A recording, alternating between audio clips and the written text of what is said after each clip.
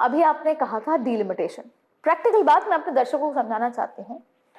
एक सरकार 2023 में जबरदस्त तरीके से बिल लाती है जो कि जाहिर तौर पर तस्वीर बदल देगा, और आपने जो चूल्हे की बात करी, शौचालय की बात करी, वो शायद किसी और माइकल लाल ने नहीं करी।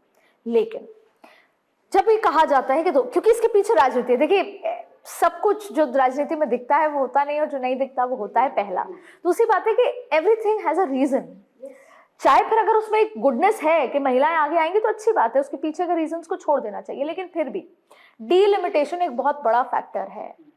अब अगर ये 2011 के सेंसस से हो रहा है, पहले आपने खुद ये मानस बनाया, बिल कहता है 2026 का सेंसस, फिर डीलिमिटेशन और फिर महिला आरक्षण। अब सरकार ने तय किया, सरकार है सर्वोपरि, सरकार ने तय किया 2011, तो क्या ऐसा नहीं था कि एक सर्वदलीय बैठक बुलाई जाए, विपक्ष से बातचीत की जाए और उसके बाद फिर फर्दर जाया जाए? हर बार जैसा विपक्ष का मानना है कि हुक्म आएगा कि स्पेशल सेशन में आना है, समझना चाह रहे हैं मेरे दर्शक। मैं तो खुद कल पार्लियामेंट में थी पूरे दिन, तो मैं समझ रही हूँ, लेकिन मेरे दर्शकों को आप समझाइए। देखिए, बहुत ही अच्छी तरीके से इसको समझने की ज़रूरत है। हमारा जो सेंसस होता है वो आफ्टर 10 ईयर्स होता है। 2011 के बाद जो सेंसस हुआ उसका हुआ 2021। 2021 में हम एक ऐसी महामारी से ग्रसित थे जिसको कोरोना कहा जाता था, जिसके अंदर अपने घर के अंदर भी हमें सब लोगों से परहेज रखना होता था। ऐसे में वो सेंसस शुरू नहीं हो सका। पिछले सेंसस की भी मैं आपको बात बता दूं कि जब ये सेंसस होता है 10 ईयर्स का जो इसका पीरियड होता है, तो ये नहीं होता कि आज मैंने सेंसस कर लिया और आज ही उसके हमने रिजल्ट दे दिया और बता दिया आपको कि इतनी पॉपुलेशन है, इतना ये है, इतने हाउस होल्ड है, इतना ये सब कुछ है। इतने बड़े देश के अंदर इट टेक्स ईयर्स लगते हैं इसको। तो आज जो हमारा 2021 का सेंसस होना चाहिए था, जिस पर हमें 2019 में अपनी 33% रिजर्वेशन चाहिए थी, वो नहीं हो पाया। अंडरस्टैंड? अब अगर वो नहीं हो पाया तो हम उससे पहले का देखेंगे, वो बनता है 2011। 1976 के बाद, 1976 के बाद हमारा डीलिमिटेशन नहीं हुआ। What is this delimitation? Delimitation का मतलब है कि आपको विधायक के अनुसार या एमपी के अनुसार आपकी कॉन्स्टिट्यूएंसी निश्चित की जाती है पर पॉपुलेशन। आप ये मानेंगे कि 1976 से लेकर अब तक क्या हमारे देश की पॉपुलेशन बढ़ी है? ये मैं किसी से भी पूछूंगी, आपके किसी भी दर्शक से या किसी भी जन से, वो कहेगा जी बहुत तादाद में बढ़ी है। आप देख लीजिए, हम दिल्ली में रहते हैं, हमें पता है क्या हालात हुए हैं। पॉपुलेशन बढ़ी है। हर एक्ट का एक बेस होता है, और हमारे ये जो विमेन रिजर्वेशन जो बिल आया है, इसके बाद एक बेस ये है कि हमें कोई बेस ईयर लेना है। हमने वो बेस ईयर डिसाइड किया क्योंकि वो हमें करना ही पड़ेगा। वो हमारा 2011 से लेकर अब तक भी तो पॉपुलेशन बहुत बढ़ गई है। नहीं, वही हम आपको बता रहे हैं ना कि उसके बाद 2021 में होना था। हर 10 ईयर्स में होता है ना। तो अब हमारा, अगर हम उसका अभी हमारे पास रिजल्ट नहीं आया बिकॉज ऑफ द रीजन कि वो लेट शुरू हुआ, और तब भी ईयर्स लगते हैं। मतलब नॉट वेट फॉर 2026? नहीं, 26 को छोड़ दीजिए, 26 में थोड़ी आ रहा है, 28 में आएगा, बाद में आएगा। अभी हमें पता नहीं है कि ये हमारा जो 2021 का हमारा जो पॉपुलेशन था वो हमारा 2029 के बाद भी आ सकता है। अभी वो it's a very very hard job, it's a very laborious job. मतलब क्योंकि कास्ट भी है उसमें बहुत सारी चीजें हैं।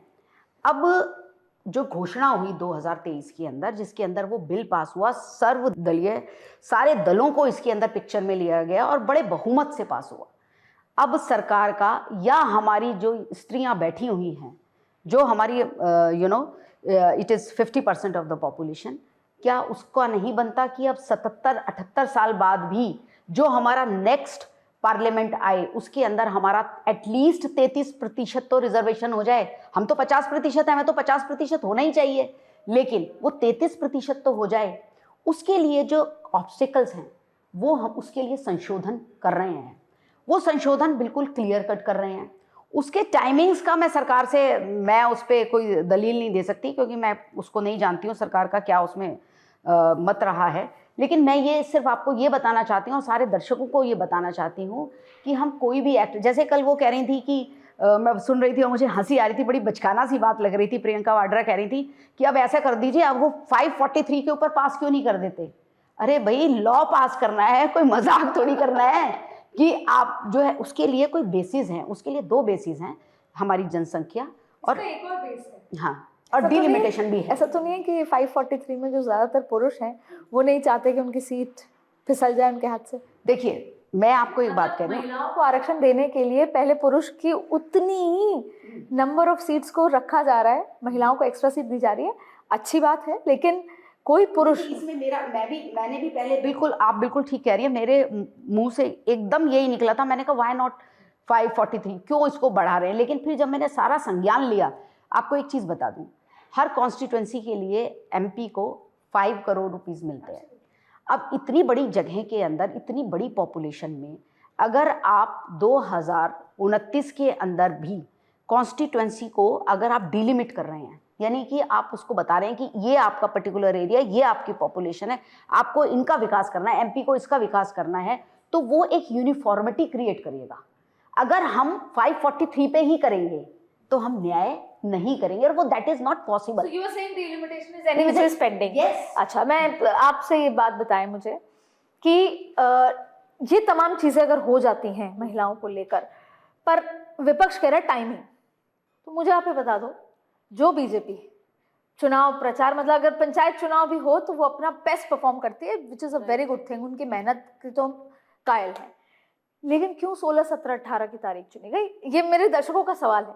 16, 17, 18 को की तारीख, हो सकता है 29 तारीख को चुनाव खत्म हो जाता, फिर बुला लेते, आराम से करते। हो सकता है पंडित जी ने यही मुहूर्त तो अच्छा और लड़कियों के लिए अच्छा टाइम भी इसी दिन निकला होगा। भाई ऐसा क्यों कि भाई जहाँ ये एक बहुत अच्छी बात है कि उस आबादी को भी मैसेज जाएगा कि आप भी Urgency हमारे है। हिस्से में हैं, हाँ। तो उनकी भी मानसिक स्थिति बदलेगी। मतलब आसाम चुनाव से पहले अर्जेंसी नहीं थी, लेकिन बंगाल चुनाव से पहले अर्जेंसी है। That's what you're saying. देखिए जब भी बहुमत बनी होगी वो उस चीज को लाया गया होगा, लेकिन कम से कम इस तारीख पे तो लाया गया कि कल चुनाव है, तो कम से कम उन महिलाओं को तो सही निर्णय लेने में, सही व्यक्ति को वोट डालने में एक आसानी हो। उन्होंने भी तो अब तक कुछ एनालाइज किया ही होगा। राइट। आसाम तो रह गया।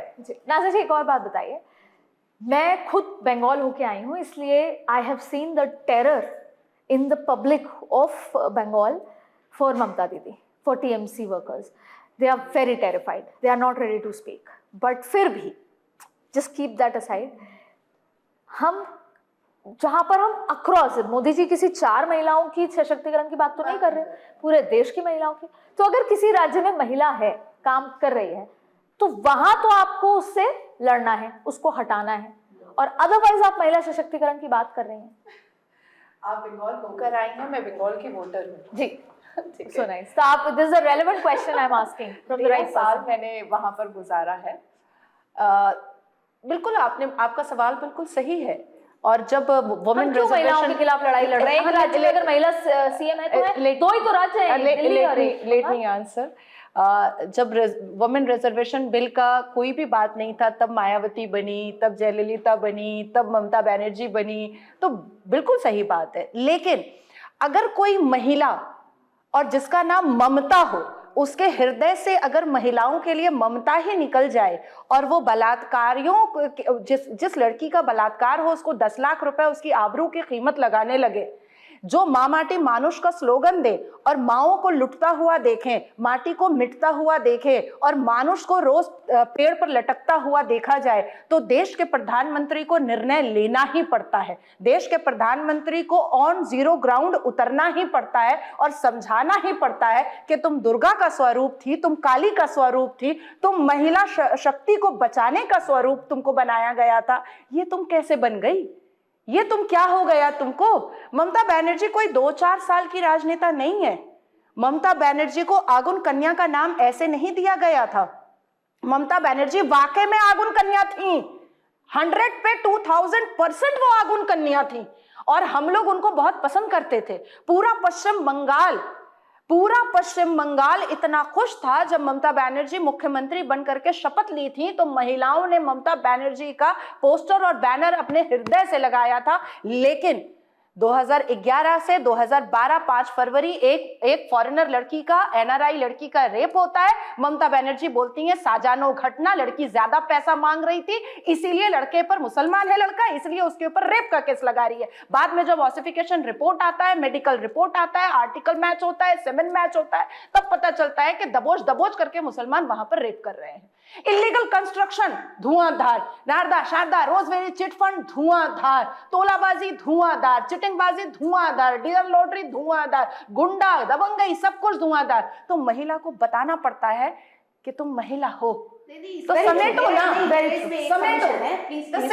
नहीं, वो स्त्री हो या पुरुष हो, सीएम है, गलत काम कर रही है, उसको चाहे तो वो स्त्री हो या पुरुष हो। The second thing is delimitation, बहुत जरूरी है।